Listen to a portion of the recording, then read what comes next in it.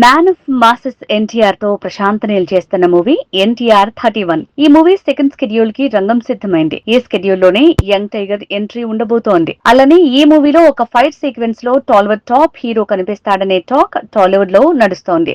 Man of masses NTR Prashanth Neel మూవీలోకి enter అవుతున్నాడు. మరో వారంలో ఈ మూవీ షూటింగ్ లో జాయిన్ కాబోతున్నాడట తారక్. ఇక ప్రశాంత్ నీల్ తో తను చేయబోయే సినిమాలకి పూర్తి డేట్స్ ఇచ్చేశాడట ఎన్టీఆర్. అలానే ఈ సినిమాలో మెయిన్ గా ఉండే ఫైట్ సీక్వెన్స్ లో ఎన్టీఆర్ కి తోడుగా నిలబడుతున్నాడట రెబల్ స్టార్ ప్రభాస్. ఆ ఫైట్ సీక్వెన్స్ సినిమాలో ఒక 10 నిమిషాలు ఉండేలా ప్లాన్ చేశాడని, అలా ఈ ఇద్దరు హీరోలు కలిసి చేసే ఆ ఫైట్ సినిమాకే హైలైట్ అంటున్నారు.